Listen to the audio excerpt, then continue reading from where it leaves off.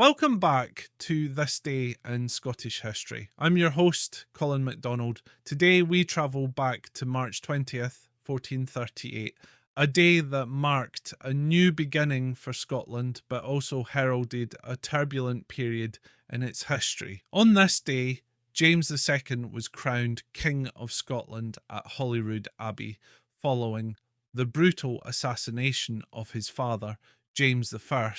His reign would be one of political intrigue, noble rivalries, and groundbreaking military advancements. And if you're interested in exploring more moments like this, don't forget to check out my blog at bagtownclans.com/thisday. The link will be in the description.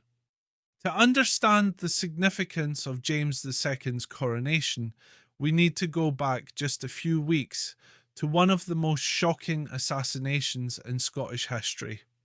On the night of February 21st, 1437, James I was murdered in a grisly plot orchestrated by Sir Robert Graham and a faction of nobles who opposed the king's centralisation of power.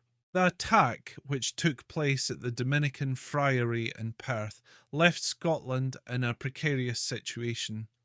James the Firm had ruled with an iron grip, enforcing his authority over the nobles, many of whom resented his reforms and financial demands. His sudden and violent death created a power vacuum, and at its centre was his young son, just 6 years old. James II was hastily crowned at Holyrood Abbey rather than the traditional site of Scone, likely for security reasons. The young king inherited not just the throne, but a deeply fractured kingdom. Scotland was effectively ruled by regents and powerful noble families who vied for control over the young monarch.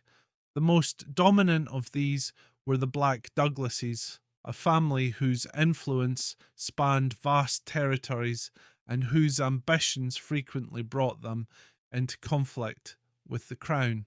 For much of his early reign, James was little more than a figurehead as rival factions, including the Livingston and Crichton families, fought for control over his person and the government.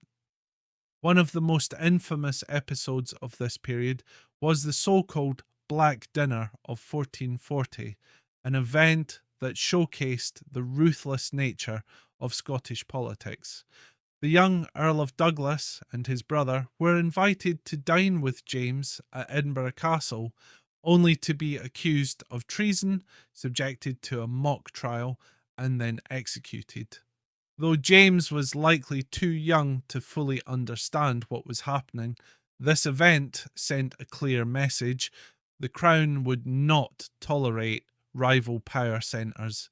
As James grew older, he took a more active role in his kingdom's affairs. By the 1450s, he was determined to break the power of the Black Douglases once and for all. His opportunity came in 1452 when he personally stabbed William Douglas, the 8th Earl, at Stirling Castle after an argument. This shocking act set off a brutal conflict between the king and the Douglas family. After years of fighting, James finally crushed the Black Douglases at the Battle of Arkenholm in 1455, bringing an end to their dominance and cementing royal authority. Beyond his struggles with the nobility, James II is remembered for his keen interest in military innovation. He recognised the growing importance of artillery in warfare and invested heavily in cannons, earning him the nickname Fiery Face due to a distinctive birthmark, but also, symbolically, for his passion for gunpowder weaponry. His most famous deployment of artillery came during the siege of Roxburgh Castle in 1460, one of the last English-held strongholds in Scotland. Tragically, James was killed in battle when one of his cannons exploded, cutting his life short at just 29 years old. Despite the chaos and bloodshed of his reign, James II left Scotland a stronger and more centralised kingdom than he had inherited. His aggressive policies against the nobility ensured that future Scottish monarchs would not be as easily dominated by powerful families. Thank you for joining me today on this day in Scottish history. James II's reign was one of ambition, conflict, and transformation, proving that even a boy king could grow into a formidable ruler.